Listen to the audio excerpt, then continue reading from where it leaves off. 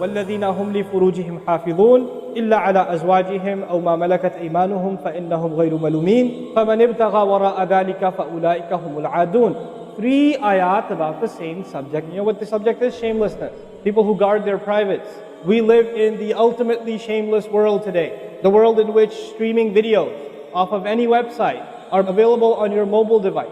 The age in which the pornography industry is a multi-trillion-dollar industry. The point of which, the agenda of which is to make sure every one of you is a consumer of filth in one way or another.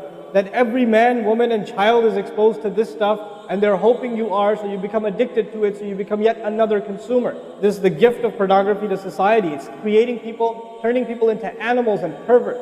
And some of you unfortunately have that addiction. And you're watching this stuff online, and you're watching it and saving it on your apps and your mobile devices.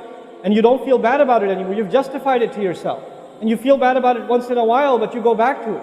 And as a result, you think, oh, well, at least I'm not hurting anybody. At least I'm not doing it to anybody else. I'm just watching this stuff. It's okay. But you know what's happening to you? Inside, your soul is being just gutted.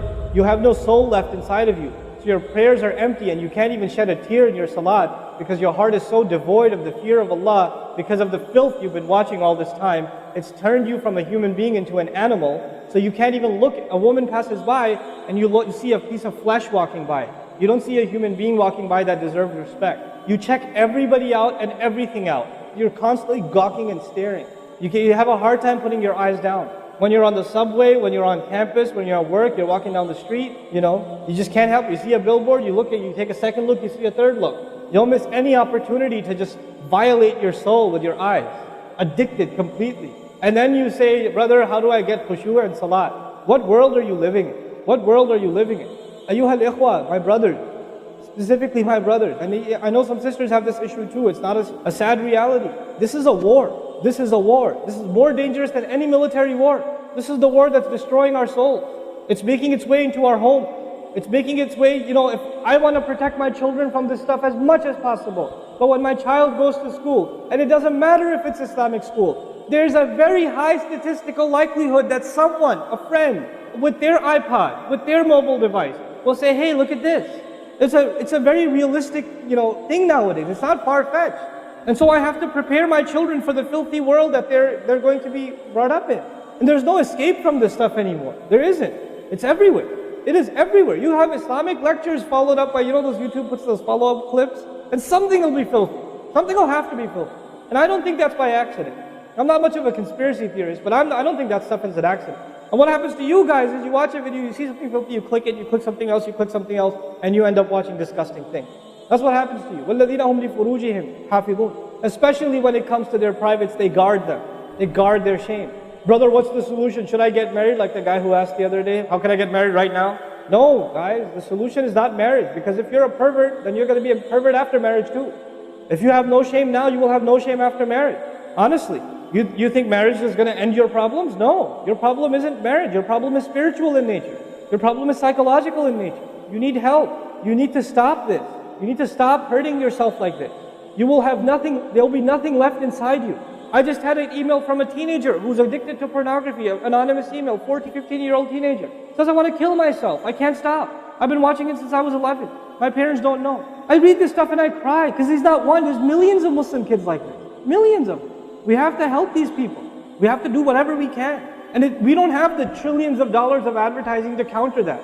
We don't. And it's not realistic for me to say Facebook, YouTube, Twitter, internet, it's all haram.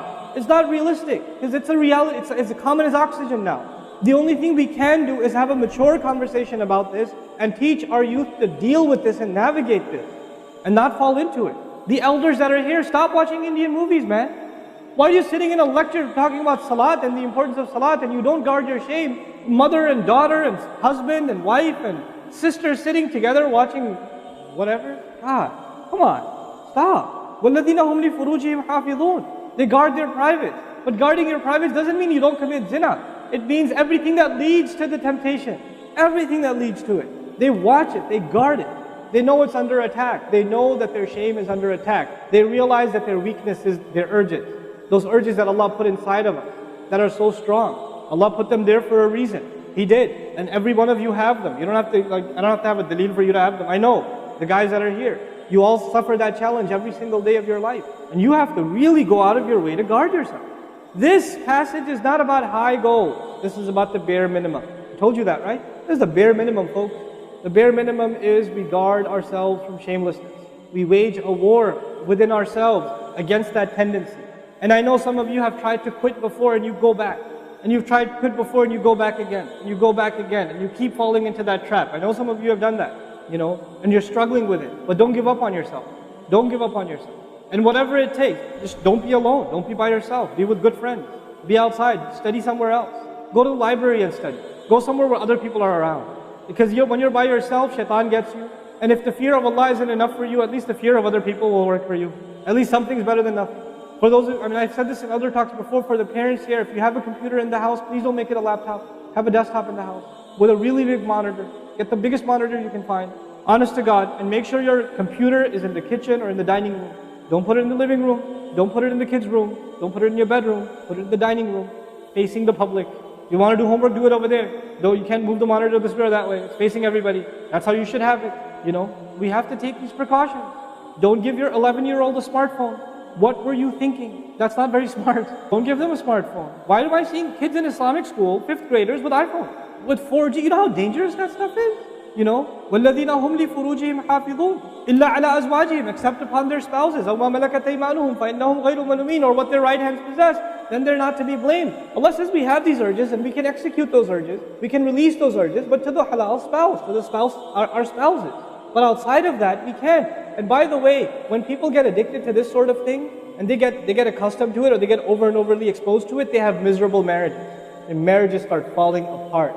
They have this virtual idea of what pleasure means, and they don't find pleasure in their spouse anymore. And there's great fitna that comes into the family. It destroys homes, Muslim homes. That's what's happening in our world today.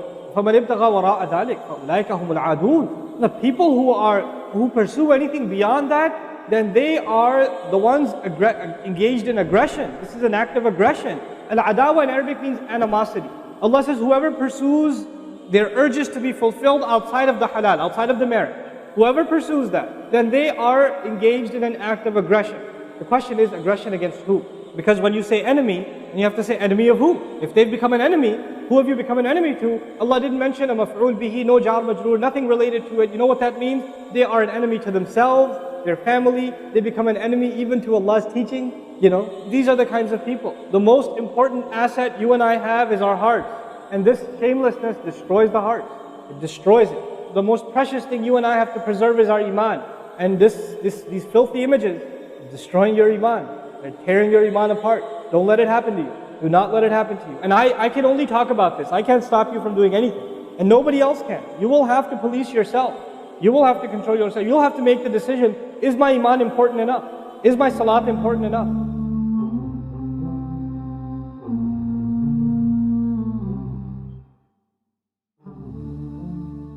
Are you tired of all these annoying ads on YouTube?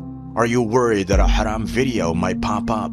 Well, the One Islam TV app is here to solve these problems, inshallah.